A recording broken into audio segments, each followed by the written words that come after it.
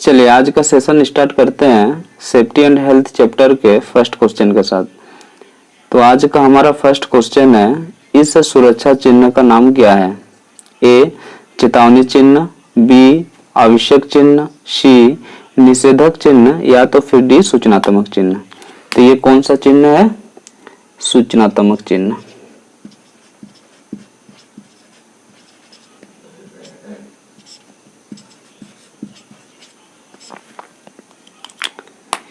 यदि कोई आपसे पूछे कि सूचनात्मक चिन्ह का पहचान क्या होता है, तो आपको याद रखना है इसकी आकृति वर्गाकार होती है। यदि क्वेश्चन आपसे पूछा जाए कि सूचनात्मक चिन्ह के पृष्ठभूमि का कलर कैसा होता है, तो पृष्ठभूमि का कलर हरा होता है। और यदि क्वेश्चन आपसे पूछा जाए कि सूचनात्मक चिन्ह को कौन से रंग से यानी कौन से कलर से बनाई जाती है, यानी इस चिन्ह को कौन से कलर से बनाई जाती है? सफेद कलर से। ठीक है। और क्वेश्चन पूछा है आपसे कि इस चिन्ह का नाम क्या है, तो इस चिन्ह का नाम क्या है? सूचनात्मक चिन्ह, यानी ऑप्शन नंबर कौन सा? D is a right answer. चलिए नेक्स्ट क्वेश्चन पर आते हैं। नेक्स्ट क्वेश्चन है, निम्न में से भौतिक हानि क्या है? ए धूम्रपान, बी कंपन, सी क्षरण या तो फिर डी रेडियो सक्रियता। पूछ किस बारे में रहा है? भौतिक हानि के बारे में।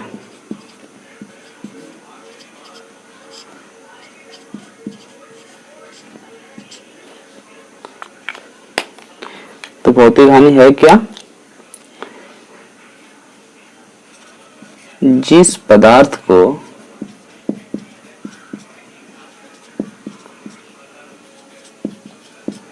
मूल रूप में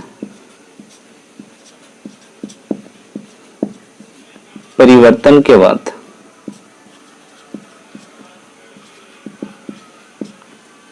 वापस मूल रूप में लाया जा सकता है।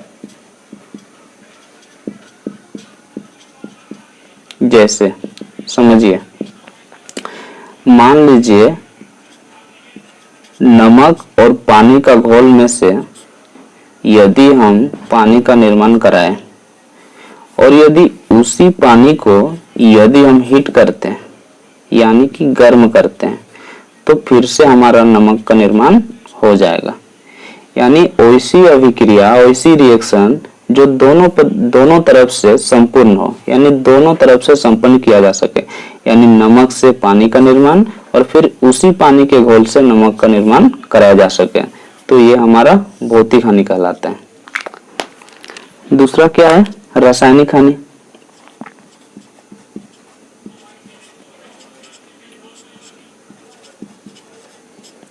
तो रासायनिक हानि क्या है? जिस पदार्थ को मूल रूप में परिवर्तन के बाद वापस मूल रूप में नहीं लाया जा सकता है। जैसे मान लीजिए आप दूध से दही का निर्माण कर रहे हैं, ठीक है। यदि आप उसी दही से फिर से आप दूध का निर्माण करना चाहे तो क्या कर सकते हैं? नहीं कर सकते। यानी अभिक्रिया जो है एक ही तरफ से संपन्न होती है, यानी दोनों तरफ से संपन्न नहीं होती है, वो रासायनिक अभिक्रिया कहलाती है। और आपसे क्वेश्चन में पूछा गया है कि निम्न में से भौतिक हानि है क्या? तो भौतिक हानि क्या है? कंपन, यानी ऑप्शन नंबर कौन सा? B is a right answer. ठीक है। चलिए नेक्स्ट क्वेश्चन पर आते हैं।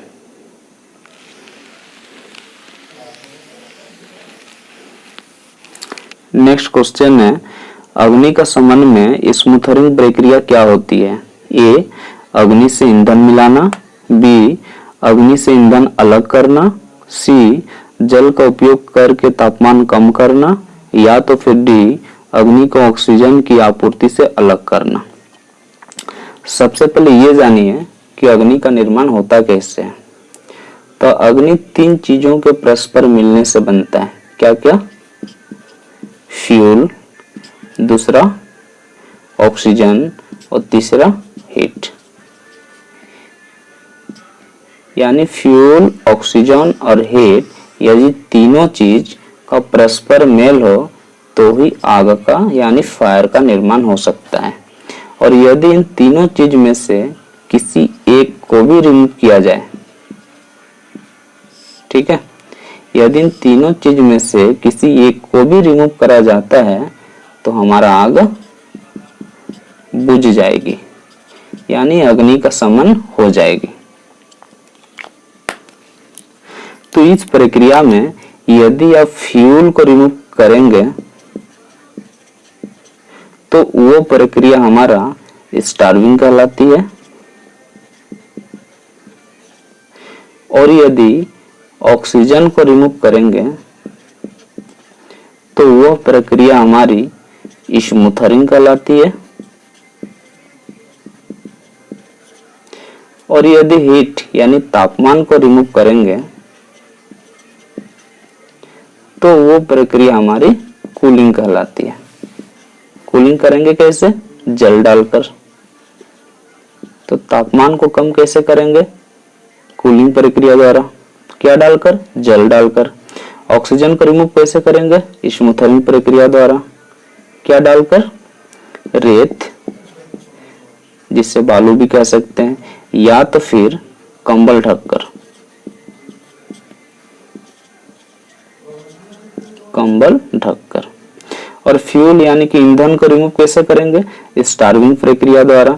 यानी सामने जिस जगह पर आग लगी हो तो सामने यदि आपका फ्यूल के रूप में यदि ठोस, द्रव, गैस कुछ भी हो सकता है तो फ्यूल वाली वस्तु को वहां से यानी कि ईंधन को सामने से हटाकर।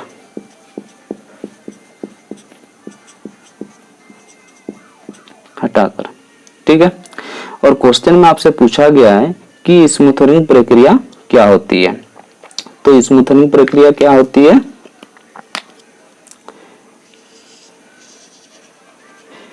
आग से ऑक्सीजन को रिमूव करना यानी अलग करना। तो ऑप्शन नंबर कौन सा? Option number D is a right answer. क्या? अग्नि को ऑक्सीजन की आपूर्ति से अलग करना।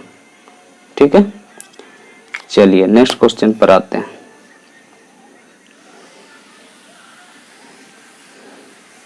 नेक्स्ट क्वेश्चन है, निम्न में अग्निरोधक को उपयोग करने का सही क्रम क्या है? A pull, aim, squeeze, sweep. B pull, aim, sweep, squeeze. C push, arrange, squeeze, sweep. या तो फिर D push, arrange, sweep, sequence.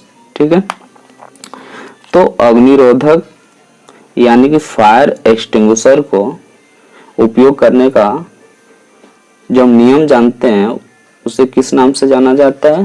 पास के नाम से।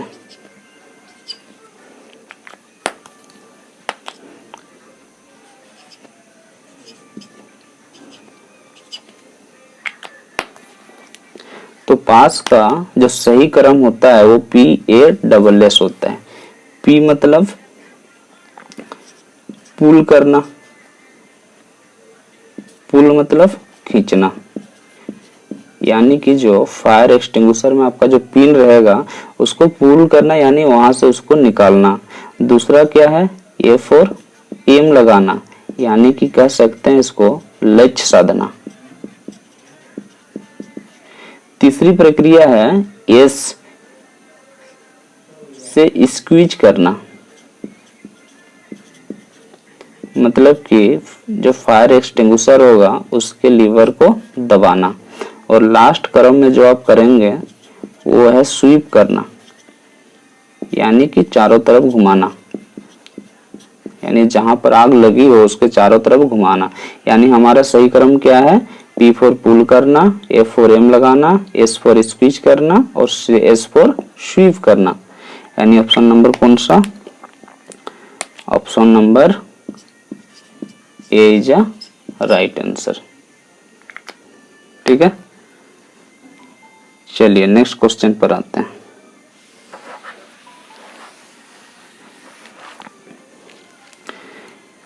इस सड़क सुरक्षा चिन्ह का नाम क्या है? ठीक है, ए आवश्यक चिन्ह, बी सचेतक चिन्ह, सी सूचनात्मक चिन्ह, या तो फिर डी निषेधात्मक चिन्ह यानी निषेधक चिन्ह। तो ये कौन सा सुरक्षा चिन्ह है? आवश्यक चिन्ह।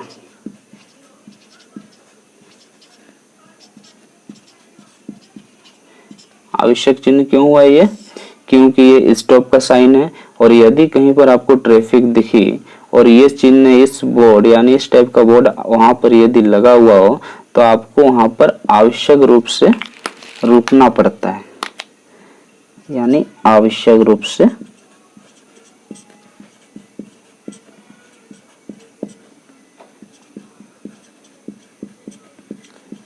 रुकना पड़ता है। इसीलिए सड़क सुरक्षा चिन्ह में इस चिन्ह को आवश्यक चिन्ह में रखा गया है, यानी ऑप्शन नंबर कौन सा, ए इज अ राइट आंसर। ठीक है, चलिए आज का सेशन यहीं पर खत्म करते हैं।